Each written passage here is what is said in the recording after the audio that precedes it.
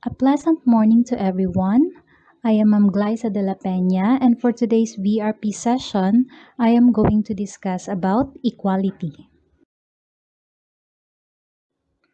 What is equality? Equality is about ensuring that every individual has an equal opportunity to make the most of their lives and talents. It is also the belief that no one should have poor life chances because of the way they were born, where they come from, what they believe, or whether they have a disability. Equality recognizes that historically, certain groups of people with protected characteristics such as race, disability, sex, and sexual orientation have experienced discrimination. Equality is about creating a fairer society where everyone can participate and has the same opportunity to fulfill their potential. Equality is backed by legislations designed to address unfair discrimination based on membership of a particular group. Equality stems from the fact that we are all created and born equal. We brought nothing in this world and will bring nothing after life here on earth. There should be no inequality because the government has taken an active role in ensuring equality to all citizens through the enactment of laws and policies that bridge the gap between the aristocrat and the underprivileged and between those in power and the lay people. In the Philippines, there are efforts of the government to level the playing field of every Filipino. According to Section 14, Article 2 of the 1987 Philippine Constitution, the state recognizes the role of women in nation building and shall ensure the fundamental equality before the law of women and men. Article 3, Chapter 1 of the Labor Code of the Philippines also states that the state shall afford protection to labor, promote full employment, ensure equal work opportunities regardless of sex, race, or creed, and regulate the relations between workers and employers. The Salary Standardization Law of 2019 also declares the policy of the state, which is to provide all government personnel a just and equitable compensation in accordance with the principle of equal pay for work of equal value. These are just among the numerous legislations that uphold equality as a core value in our country. There are 7 ways on how to promote equality in the workplace. First, identify and prevent unconscious bias. Everyone has unconscious biases, whether it relates to age, gender, race, sexuality, or disability. You can take part in tests that reveal your unconscious biases. Once you know your results or the results of your workplace as a whole, you know what areas to focus more heavily on. Put equality policies in place. Everyone should be treated fairly in all day-to-day activities and work-related decisions. We should be embracing people's differences as a more diverse workforce is more profitable. Next, mind your language. Check that all your communications are free of discriminatory and sexist language. Careless or sloppy language and stereotyping, however unintentional, can create a perception of inequality and make people feel vulnerable. Next, use objective criteria. When recruiting, training, and promoting, ensure you have a clear objective criteria to ensure that you always make decisions based on merit and aren't influenced by bias.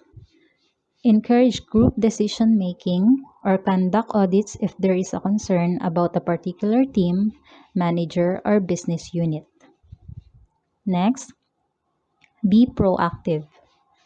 Don't slavishly follow the rules if you think they are wrong. create unintentional bias, or lead to some groups being treated less favorably than others. Instead, work to get them changed. Next, get advice if needed. There are departments who can offer sound advice on how to avoid unconscious bias or discrimination when making complex decisions such as terminating contracts or laying off employees to ensure that the rules are followed correctly. And last, watch out for indirect discrimination. Make sure that the workplace policies don't accidentally put certain groups at a disadvantage.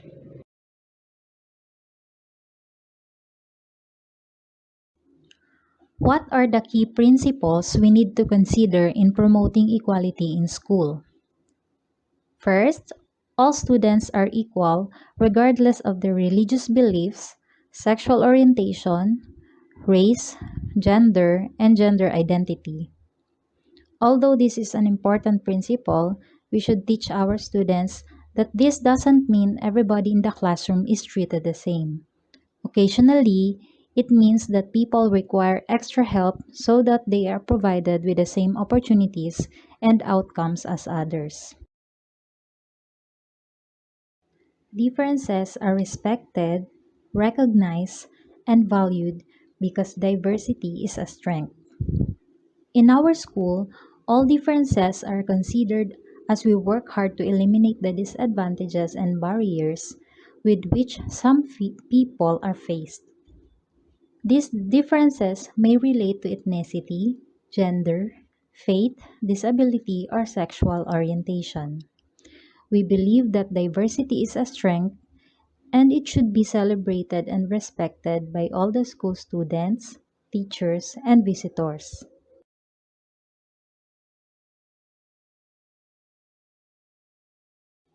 Next, positive relationships and attitudes are fostered throughout the school. Our students, staff, and visitors will benefit if we actively promote mutual respect and positive attitudes between communities and groups that differ from one another. Next, a shared sense of belonging and inclusion is encouraged in the classroom. We want all members of our school community to share a sense of belonging in both the school and the wider community.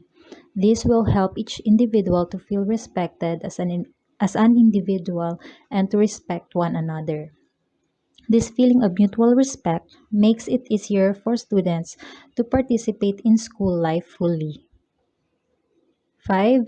We have the highest expectation for all our students. We believe that all students can achieve good progress and attain their highest potential. 6. We work hard to raise standards for all our students, especially those most vulnerable. It's part of our school's philosophy to improve the quality of education throughout the most vulnerable groups of students. This helps to raise the standards throughout the whole school while actively promoting inclusion and respect. Next, we challenge stereotyping and prejudice. In our school, all incidences of prejudice based bullying are reported and challenged. This includes racism, homophobia, or the bullying of somebody due to a disability. We also actively challenge gender based and any other stereotypes that are causing concern. What happens if there is no equality? Inequality threatens long term social and economic development, harms poverty reduction, and destroys people's sense of fulfillment and self worth. This, in turn, can breed crime, disease, and environmental degradation. Most importantly, we cannot achieve sustainable development and make the planet better for all if people are excluded from opportunities, services, and the chance for a better life. Before we end this session, let me share with you this quotation by Frances Wright. Equality is the soul of liberty. There is, in fact, no liberty without it. It means that equality is an essential ingredient of freedom. With equality, personal aspirations can fuel progress and innovation. Everyone has the conditions needed to contribute their best gifts to enrich our common life. Everyone has the space to use what they have been given, to embody their essential dignity, and to live out their unique call. Without equality, liberty lacks the resources to flourish. Have a blessed day, everyone.